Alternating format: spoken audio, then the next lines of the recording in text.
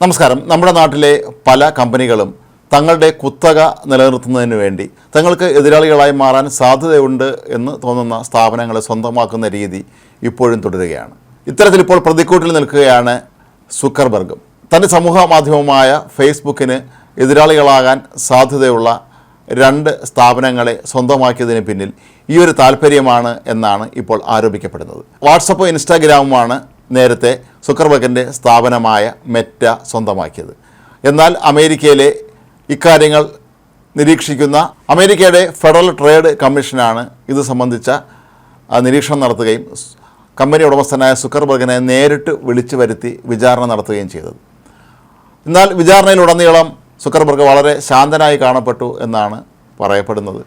മാത്രമല്ല, അദ്ദേഹം തനിക്കെതിരെ ഉയർന്ന എല്ലാ ആരോപണങ്ങളും നിഷേധിക്കുകയായിരുന്നു. എന്നാൽ കമ്മീഷനാകട്ടെ സുക്കർബർഗ് ഇൻസ്റ്റാഗ്രാമും അതുപോലെ വാട്സപ്പും എല്ലാം വലിയ തോതിൽ ജനപ്രീതി നേടുന്നത് തൻ്റെ സ്ഥാപനത്തെ ബാധിക്കുമോ എന്ന് ആശങ്കപ്പെട്ടുകൊണ്ട് അയച്ച മെയിലുകളുടെ കോപ്പി അദ്ദേഹത്തെ കാണിച്ചു. എന്നാൽ മെറ്റ ഇപ്പോൾ ബാധിക്കുന്നതാകട്ടെ ഇത് സംബന്ധിച്ച ആശങ്കകൾ ഇപ്പോൾ കമ്പനിയെ സംബന്ധിച്ചിടത്തോളം അസ്ഥാനത്താണ് എന്നാണ്. കാരണം തങ്ങളുടെ എല്ലാ പ്രോജക്റ്റുകളും വൻ വിജയം നേടി എന്നും ഈ ഒരു സന്ദർഭത്തിൽ വർഷങ്ങൾക്ക് മുമ്പ് സുക്കർബർഗ് അയച്ച ഒരു മെയിലിന് പ്രസക്തിയില്ല എന്നുമാണ് അവർ വാദിക്കുന്നത്. ഇവിടെ ശ്രദ്ധിക്കേണ്ടത് ഏറ്റവും പ്രധാനപ്പെട്ട കാര്യം അമേരിക്കയിലെ പരസ്യ വരുമാനത്തിൻ്റെ ഏറ്റവും വലിയ വിഹിതം നേടുന്നത് ഇൻസ്റ്റാഗ്രാമാണ് എന്നുള്ളതാണ്.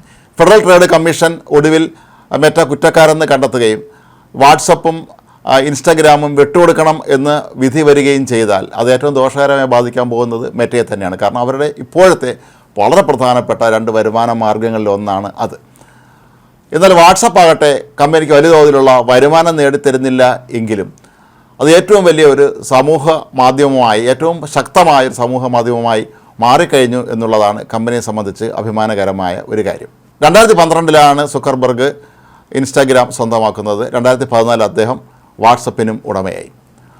തുടർന്ന് അങ്ങോട്ട് നടത്തിയ പല കാര്യങ്ങളും സംശയാസ്പദമാണ് എന്നാണ് ഫെഡറൽ ട്രേഡ് കമ്മീഷൻ ഇപ്പോഴും സുക്കർബർഗിൻ്റെ മേൽ ആരോപിക്കുന്നത്. ഇപ്പോൾ മെറ്റയുടെ പ്രധാന എതിരാളികൾ സ്നാപ്പിൻ്റെ സ്നാപ്ചാറ്റും 2016 ആരംഭിച്ച മീവയുമാണ് എന്നാണ് ഫെഡറൽ ട്രേഡ് കമ്മീഷൻ ചൂണ്ടിക്കാട്ടുന്നത്. ഇപ്പോൾ നടക്കുന്ന വിചാരണ ഈ വർഷം ജൂലൈ മാസം വരെ തുടരും എന്നാണ് സൂചന. ജൂലൈക്ക് ശേഷമായിരിക്കും ഇത് സംബന്ധിച്ച വിധി ഉണ്ടാവുക. വിധി എതിരാവുകയാണെങ്കിൽ അത് മെറ്റയ്ക്ക് വലിയൊരു തിരിച്ചടി തന്നെ ആകും എന്നുള്ളത് 100% ഉറപ്പാണ്. കാരണം അവരുടെ ഏറ്റവും ഇപ്പോഴത്തെ പ്രധാനപ്പെട്ട സമൂഹ മാധ്യമങ്ങളായ സ്വന്തം ആപ്പുകളായ ഇൻസ്റ്റാഗ്രാമും വാട്സപ്പും വിട്ടുകൊടുക്കേണ്ടി വരുന്നത് കമ്പനിയെ സംബന്ധിച്ച് സാമ്പത്തികമായും നൈതികമായും ഒക്കെ തന്നെ വലിയൊരു തിരിച്ചടിയായിട്ട് വേണം കണക്കാക്കാൻ. അമേരിക്കയിൽ ഇത്തരത്തിൽ കുത്തക ആകാൻ വേണ്ടി മറ്റ് സ്ഥാപനങ്ങളെ ഏറ്റെടുക്കുന്ന പല പ്രസ്ഥാനങ്ങളുടെയും പേരിൽ ഇപ്പോൾ കേസ് നിലനിൽക്കുന്നുണ്ട്.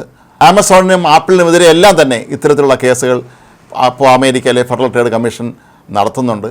ഇവയെല്ലാം തന്നെ ഒരുപക്ഷെ ഈ വർഷം വിധിയാവുകയാണെങ്കിൽ ആഗോള വ്യാവസായിക രംഗത്ത് തന്നെ, പ്രത്യേകിച്ച് ടെക് മേഖലയിൽ തന്നെ വലിയ മാറ്റങ്ങൾക്കും ഒരുപക്ഷെ വലിയ തിരിച്ചടികൾക്കും തന്നെ ഇടയാകാനുള്ള സാധ്യതയുണ്ട്. ഏതായാലും മെറ്റയെ സംബന്ധിച്ചിടത്തോളം അവർ തികഞ്ഞ ആത്മവിശ്വാസത്തിലാണ്. തങ്ങൾക്ക് പറയാനുള്ള കാര്യങ്ങളൊക്കെ തന്നെ സുക്കർബർഗ് കമ്മീഷന് മുമ്പാകെ വളരെ കൃത്യമായി പറഞ്ഞിട്ടുണ്ടെന്നും തെളിവുകൾ ഹാജരാക്കിയിട്ടുണ്ട് എന്നുമാണ് അവർ അവകാശപ്പെടുന്നത്.